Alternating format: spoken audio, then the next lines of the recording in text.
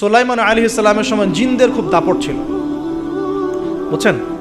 তো সুলাইমান আলাইহিস সালামের সময় জিনদের দাপটটা বেশি ছিল। আল্লাহ পাক জিনদের উপর সুলাইমান আলাইহিস সালামকে কন্ট্রোল দিয়ে দিয়েছে।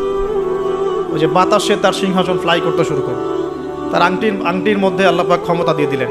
জিনদেরকে যে কাজ করতে বলতো সেই কাজ জিনরা করতে বাধ্য হতো। মনে আছে ঘটনা?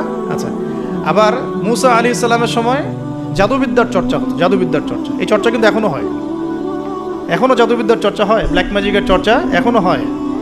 এগুলো থেকে বেঁচে থাকাটা খুব বেশি ইম্পর্টেন্ট, কারণ এগুলোতে ইফেক্টেড হয়ে গেলে অনেক সমস্যা হয়ে যায়। আমি শেষের দিকে প্রশ্নোত্তর পর্বে কিছু আয়াত বলে দেবো আপনাদেরকে ইনশাআল্লাহ। এই কোরআনের আয়াতগুলো নিয়মিত পড়বেন ইনশাআল্লাহ। তো ওই সময় আল্লাহ পাক মুসা আলাইহিস সালামকে লাঠি দিয়ে জাদুবিদ্যার বিপরীতে মোজেজা দেখিয়েছে, মানে যখন যেটা তার বিপরীতে সেই মোজেজা। বুঝতে পারছেন? নবী সাল্লাল্লাহু আলাইহি ওয়াসাল্লামের যুগে কবি সাহিত্যের যুগ চলছে, একদম কাব্য সাহিত্য নিয়ে তারা খুব গর্ব করত। আল্লাহ পাক কোরআন নাজিল করলেন, সব সাহিত্য ধসে গেল। এটা কোরআনের মোজেজা। আবার ঈসা আলাইহিস সালামের সময় চিকিৎসা বিজ্ঞানের খুব জয় জয়কার চলছিল আর কি। চিকিৎসা শাস্ত্র নিয়ে মানুষের অনেক বেশি আগ্রহ ছিল, যেটা এটা দিয়ে এটা হয়, এটা দিয়ে এটা হয়। আল্লাহ পাক তখন এমন মর্যাদা দিয়েছেন যে মৃত মানুষকে জীবিত করে দেখিয়ে দিয়েছে। তো এই দুই ব্যক্তিকে ওই নাজ্জার হাবিব বিন ইসরাইল, সে ব্যক্তি বলছে যে আমাদেরকে কোনো মর্যাদা দেখাতে পারো কিনা। এখন সে বলছে ঠিক আছে, মর্যাদা দেখাতে পারবো ইনশাআল্লাহ। আমার এই সন্তান, আমার এই ছেলে দীর্ঘদিন থেকে চোখে অসুখে ভুগছে, এক চোখ নষ্ট হয়ে যাচ্ছে, তুমি শেফা দিতে পারবে কিনা আল্লাহর হুকুমে। আল্লাহ পাকের দরবারে তারা সেজদায় পড়ে গেলেন, আল্লাহর কাছে সাহায্য চাইলেন, তার চোখে হাত বুলালেন, আলহামদুলিল্লাহ চোখ ভালো হয়ে গেল। এগুলো কিন্তু কোনো গাল গল্প নয়। এবার হাবিবে নাজ্জার, তার কিন্তু বিশ্বাস হয়ে গেল, হ্যাঁ এটা তাওহীদের ফসল, এটা তাওহীদের ফসল।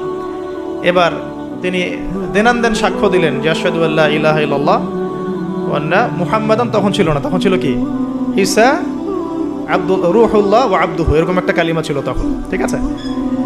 তো তিনি মুসলমান হয়ে যেটা করলেন, ওই জনপদের থেকে নির্জনতা অবলম্বন করা শুরু করলেন। তিনি মুসলমান হয়ে কিন্তু জনপদের ভিতর ঢুকে পড়েন নাই, প্রথমে একটু নির্জনতা অবলম্বন করা শুরু করলেন, কারণ সমাজের সবাই কিন্তু মুশরিক। এখন ওখানে যদি আপনি সরাসরি ঢুকে যান, ঢুকে আপনি এখন যদি জোরে জোরে তাকবীর দেওয়া শুরু করেন, তাহলে তো রিমান্ড হবে আর কি। তো তিনি নিজেকে একটু সেফ করে একা একা ইবাদত করা শুরু করলেন। এখানে আমাদের শিক্ষা আছে কিন্তু।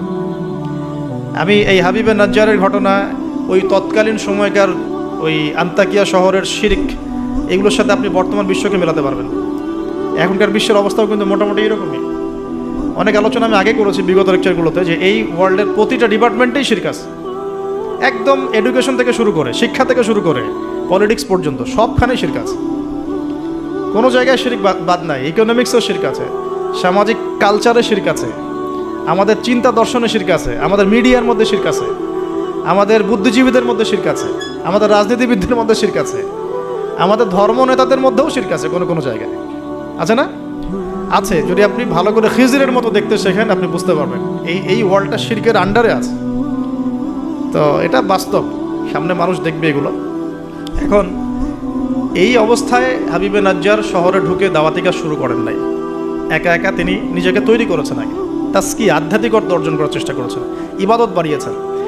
এদিকে ওই দুজন রাসূল তারা শহরে প্রবেশ করলেন, বেশ কিছু সময় তারা মানুষকে দাওয়াত দেওয়ার চেষ্টা করলেন, কিন্তু মানুষ ইসলাম কবুল করছে না।